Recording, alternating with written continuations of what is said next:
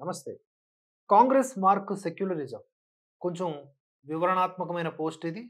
ముఖ్యమైన పోస్ట్. 10 మందికి షేర్ చేయండి కుదిరితే. రాహుల్ గాంధీ నేతృత్వంలోని కాంగ్రెస్ పూర్తిగా సెక్యులర్ ముసుగు తీసేయడానికి నిర్ణయించుకున్నట్లుగా కనిపిస్తోంది.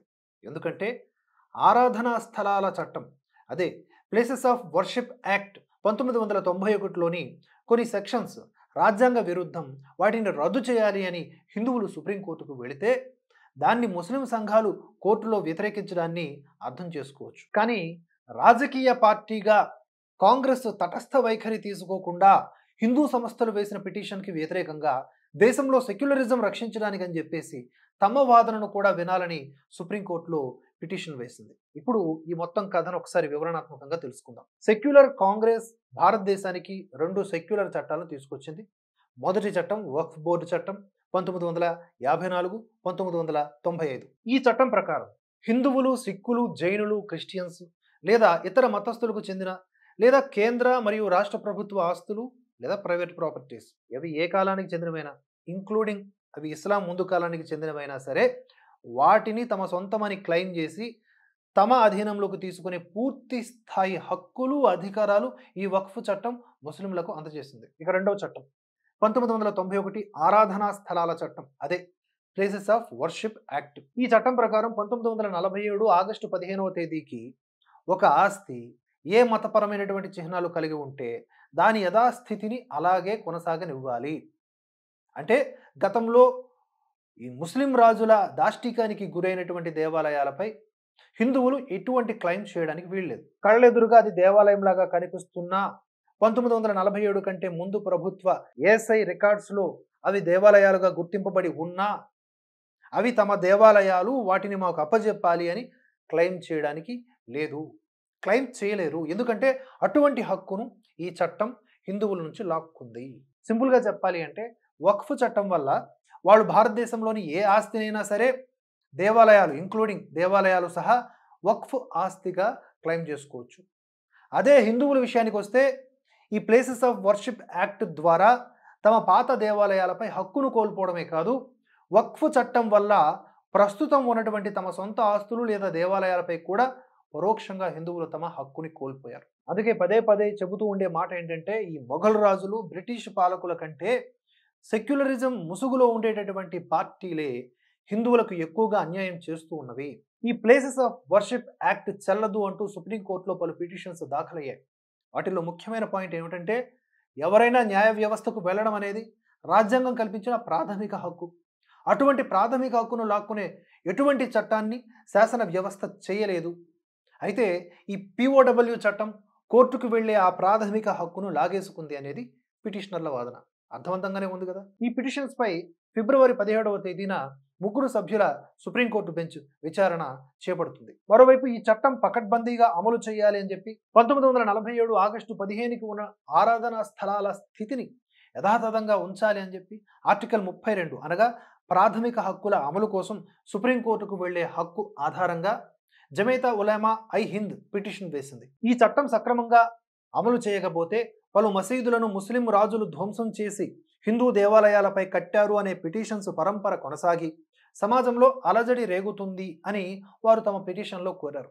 పిటిషన్లో కోరే కంటే వారి సమాజానికి ఒక దిశానిర్దేశం చేయవచ్చు కదా. మనకు కట్టుకోవడానికి ఇతరత్ర స్థలాలు ఉన్నాయి. మన పూర్వీకులు దాడి చేసి ఆలయాలపైన మన మసీదులను కట్టారు, వాటిని హిందువులకు అప్పజెప్పేద్దాం అని పూర్తి స్థాయి విశాల దృక్పథంతో వ్యవహరించవచ్చు కదా.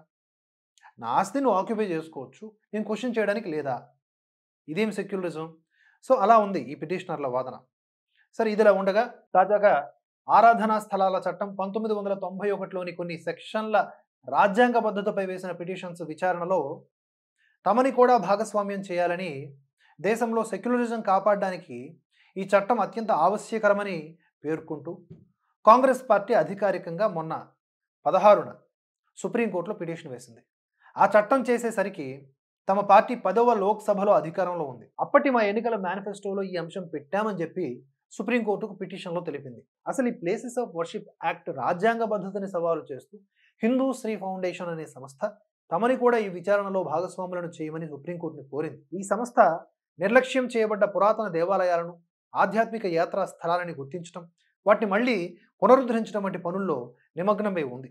అందువల్ల తమకు కూడా దీనిలో పాల్గొనే అర్హత ఉంది అని ఈ సంస్థ కోరింది. ఈ సంస్థే గతంలో చిదంబరం నటరాజ దేవాలయం వ్యవహారాల్లో మితిమీరిన ప్రభుత్వ జోక్యం మీద కోర్టులో కేసు వేసి గెలిచింది. ఈ సంస్థ వాదన ప్రకారం ఏదైతే ఈ ప్లేసెస్ ఆఫ్ వర్షిప్ యాక్ట్ చట్టం ఉందో దీని ద్వారా ఒక నిర్దిష్ట తేదీ నిర్ణయించి హిందువుల ఆధ్యాత్మిక సాంస్కృతిక హక్కుల అమలుకు ఆటంకం కలిగించే విధంగా ఏకపక్ష నిర్ణయం తీసుకోబడింది.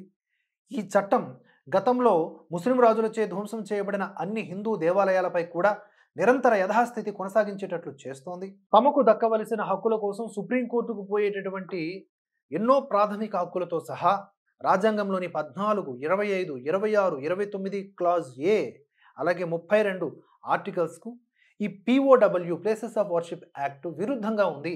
మార్పు చేయబడ్డ మత ఆస్తులపై ఉన్న తగాదాలను చర్చల ద్వారా పరిష్కరించుకునే వెసులుబాటును ఈ చట్టంలో సెక్షన్ 3 నిషేధిస్తోంది. ఇది ఆర్టికల్ 14కి వ్యతిరేకం. ఆస్తులను కలిగి ఉండటం, సంపాదించటం అనేది అందరికీ ఆర్టికల్ 26 కల్పిస్తోంది. పబ్లిక్ ఆర్డర్ కోసం అని చెప్పి ఈ ప్రాథమిక హక్కులను నిరంతరం అడ్డుకునే విధంగా ఈ POW చట్టం ఉంది. ఆర్టికల్ 29(1) తమ సంస్కృతిని పదిలిపరుచుకునే హక్కునిస్తోంది. అంటే ఇది ప్రతికూల అంటే నెగిటివ్ రైట్ హక్కు మాత్రమే కాదు, పాజిటివ్ హక్కును కూడా ఇస్తోంది. దాని ప్రకారం ఏదైనా సాంస్కృతిక స్థలాన్ని గుర్తించి చర్చల ద్వారా, న్యాయ పోరాటం ద్వారా దాన్ని పొందే హక్కు ఈ ఆర్టికల్ ఇస్తోంది. కానీ ఈ POW చట్టం ఆ హక్కుపై నిషేధం విధించింది. అందువల్ల ఈ POW చట్ట రాజ్యాంగబద్ధతను మా పిటిషన్ ద్వారా ప్రశ్నిస్తున్నామని సంస్థ చెప్పింది. అలాగే ఈ చట్టంలోని కొన్ని సెక్షన్ల రాజ్యాంగబద్ధతను ప్రశ్నిస్తూ అఖిల భారతీయ సంత సమితి కూడా సుప్రీంకోర్టులో పిటిషన్ వేసింది. అసలు 2021లోనే ఈ పిటిషన్ వేయంగానే తిరస్కరించకుండా విచారణకు సుప్రీంకోర్టు తీసుకోవడం పట్ల యథాప్రకారం దేశంలో సెక్యులర్ ప్రతిపక్ష వామపక్ష మేధావులు వ్యతిరేకత వ్యక్తం చేశారు. విచారణకు వచ్చి వాదనలు బయటకు వస్తే ఈ చట్టం ద్వారా హిందువులకు జరిగిన దారుణ అన్యాయం బయటపడుతుందేమోనని వారి భయమేమో. అసలు 1947లో స్వతంత్రం వచ్చిన దగ్గర నుంచి నేటి వరకు హిందువుల ఏ ఒక్క అంశం గురించి అయినా మద్దతుగా ఈ సోకాల్డ్ సెక్యులర్ పార్టీలని చెప్పుకునేటటువంటి కాంగ్రెస్ ఇతర పార్టీలు లేదా వామపక్ష పార్టీలు మాట్లాడాయా? ముస్లిం ఆధ్యాత్మిక సాంస్కృతిక వ్యవహారాల్లో ప్రభుత్వ లేక న్యాయస్థాన జోక్యంని పలుసార్లు వ్యతిరేకించిన ఈ సెక్యులర్ గ్యాంగ్ అదే హిందువుల ఆధ్యాత్మిక సాంస్కృతిక హక్కుల విషయంలోకి వచ్చేసరికి కోర్టుల జోక్యాన్ని నిర్లజ్జగా సమర్థిస్తారు. సో ఈ ప్లేసెస్ ఆఫ్ వర్షిప్ యాక్ట్ రాజ్యాంగబద్ధతను ప్రశ్నిస్తూ కొంతమంది వ్యక్తులు, సంస్థలు సుప్రీంకోర్టులో పిటిషన్లు వేశాయని చెప్పాం కదా.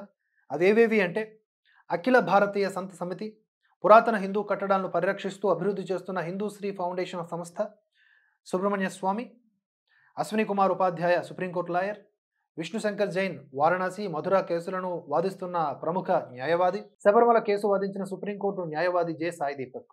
ఇలా హిందూ సంస్థలు లేదా వ్యక్తులు వేసిన పిటిషన్కి వ్యతిరేకంగా పిటిషన్ వేసినటువంటి సంస్థలు ఉన్నాయి కదా, లేదా వ్యక్తులు ఉన్నారు కదా, వారి గురించి కూడా మనం చూద్దాం. M A Madani, Jamiat Ulama i Hind, Asaduddin Owaisi, president of AIMIM Congress party. అయితే ఇక్కడ మనం ఒక పాయింట్ గుర్తుపెట్టుకోవాలి. మన దేశానికి ధర్మానికి వ్యతిరేకంగా ఎవరైతే ఉన్నారో వారి చేతిలో మీడియా ఉన్నన్నాళ్ళు ఇటువంటి విషయాలు హిందువులకు తెలియకుండా జాగ్రత్త పడతారు.